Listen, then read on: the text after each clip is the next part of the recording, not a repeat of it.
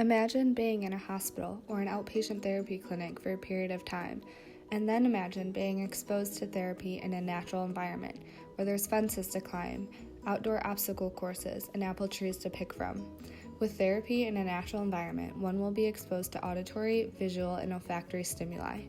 Receiving therapy in a natural setting allows clients to feel free where they can benefit from the surroundings of a fully functioning barn. By being in an inclusive environment with typical peers, this is allowing the clients to experience therapy in a different way than conventional therapy. According to the American Hippotherapy Association, the term hippotherapy refers to how occupational therapy, physical therapy, and speech-language pathology professionals use evidence-based practice and clinical reasoning in the purposeful manipulation of equine movement to engage sensory, neuromotor, and cognitive systems to achieve functional outcomes. Hippotherapy is not in its own category, and there is no such thing as a hippotherapist. Instead, it is part of a patient's integrated plan of care that uses other treatment strategies in combination with the affordances of the equine environment. Hippotherapy should not be confused with therapeutic riding, as hippotherapy is a medically based treatment tool that can oftentimes be reimbursable by insurance, whereas therapeutic riding is considered a recreational activity that involves teaching individuals with disabilities equestrian skills. The equine movement provides a sensory motor experience that involves a precise, rhythmic, repetitive pattern of movement that is extremely similar to the pattern of an individual's pelvis during normal human gait. The three-dimensional gait pattern exerted by the horse addresses impairments of tone, range of motion, timing, attention, arousal, coordination, balance, and postural control. The horse provides a client with anterior, posterior, lateral, and rotational movement. With lateral movement, side sitting is shown here. It promotes lateral weight shifting, trunk flexion and extension, and helps clients tolerate a different visual orientation.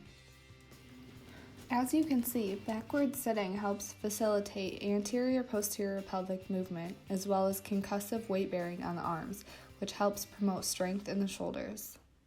Utilizing the position of forward sitting, it helps the client become acclimated and comfortable on the horse, while also promoting the hips to move in a typical gait pattern. A physical therapist can add in turns by having the horse move in a serpentine motion to work on lengthening or shortening the torso. While in this position, having the horse make abrupt stops and going forward again can foster typical balance reactions to the client. According to Citizen Diem, entrainment in the biomusicological sense refers to the synchronization of organisms to an external rhythm, usually produced by another organism with whom they interact socially. Seong-gil Kim and Shea-Woo Lee wrote an article looking at 22 elderly persons residing in a local community. The subjects were divided into two groups, 11 who received hippotherapy treatment and 11 who received treadmill exercising only. This research article showed larger improvements regarding static balance in the hippotherapy group, specifically stating, "Therefore, we conclude that both groups gained improvements in static balance, with the hippotherapy group showing larger effects." Well, that has made me improve my overall balance from my head injury. In my life, I'm more able to get around without falling. Park, Ra, Shin, Kim, and Young conducted a study on 34 children with spastic cerebral palsy who underwent hippotherapy for 8 weeks. After the 8 weeks, this research article showed significant improvements, specifically in the sitting and crawling as well as kneeling categories of the GMFM 66 and GMFM 88. Additionally, this article said the improvements in the GMFM 66 were significantly greater in the hippotherapy group than in the control group. Yeah. Okay, push the button, Kate.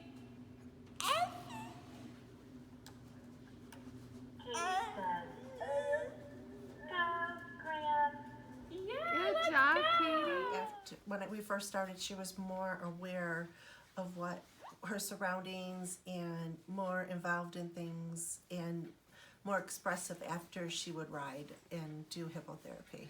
I think the gait of the horse kind of stimulates your body and to allow her to feel that movement, to stimulate all her muscles. And in physical therapy with the horse as a tool, the gait of the horse represents the gait of a person walking, so it's more stimulating, it's more input into the body, and it's more beneficial in my opinion.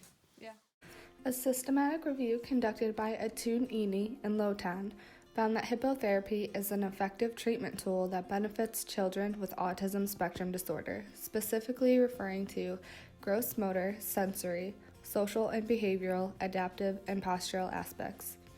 In this study, Atun Eni and Lotan explained that the positive results in postural and social and behavioral aspects were due to the multidisciplinary nature of hippotherapy, which physically challenges and stimulates the client. Additionally, they explained that the safe physical presence, warmth, and natural rhythmic and continuous movement of the horse contributes to the effectiveness that hippotherapy provides. So yeah, and he was extremely stiff and didn't move much, didn't run, didn't climb. That was a real big thing as a child, as a toddler, not climbing. Very comfortable on the horse and sitting upright. When he gets out there, he's all of a sudden sitting upright. I think it's the incentive of the horse, for sure. Like I said, for him, the horse is very much an incentive. You know, it's like she will explain to us is how she wants him to do certain things with, you know, trying to reach and grab and put things hoops onto poles. But if he doesn't do it right, then he's not going to run with the horse, or they're not going to move fast with the horse. And so he's learned that if I do this correctly, then I will do this. Those with a diagnosis of autism spectrum disorder may present with symptoms such as social challenges, difficulties communicating, sensory processing troubles, and lack of coordination and balance. With that being said, a study conducted by Zenman, Standeven, and Shirtla showed significant improvements in adaptive behaviors, self-care, low-demand leisure, and social interactions in children with autism. Specifically stating, hippotherapy has a positive influence on children with autism and can be an effective treatment tool for this population. The very first time that Lily went on a horse, she had her left foot totally turned in. She got on the horse, and they took her off and they brought her into the concrete floor, and her first 4 steps were completely straight hipped. It was, we were all just stunned silent. You know, there's a lot of behavior things that the horse solves for Lily. You know, she'll come in here and just be having a really sensory off day. And so it's a motivator. A couple of major aspects that children enjoy are playing with their friends and feeling good about themselves. With that being said, a study conducted by Frank, McCluskey, and Dole stated that hippotherapy not only may be an effective intervention to improve functional gross motor development, but also can affect perceived self-confidence and social acceptance, which may lead to increases in participation for children with cerebral palsy. My goal is to be free of using my kids and be able to just use braces.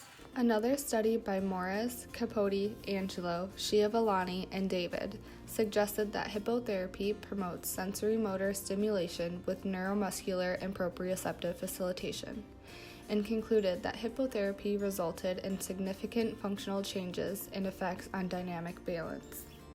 And what I've noticed is, one, it's a huge, Maya would not have done anything that she did because she was scared off, and she did it for the love of the horse.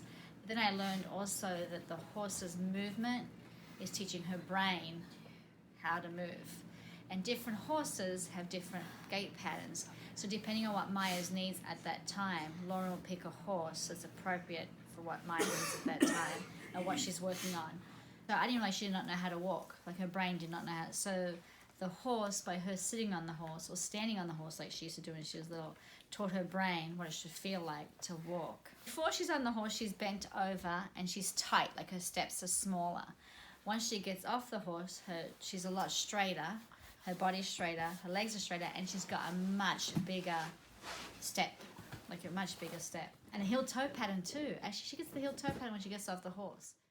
In conclusion, based on the research articles presented, in combination with real stories from real people, it is safe to say that hippotherapy is an appropriate and effective treatment tool that can be used by physical therapists. As the American Hippotherapy Association states, statistically significant outcomes include improvements in patient balance, strength, mobility, gait, sensory processing and regulation, coordination, speech, language, communication, vocal intensity, and participation in daily activities when referring to the benefits of hippotherapy.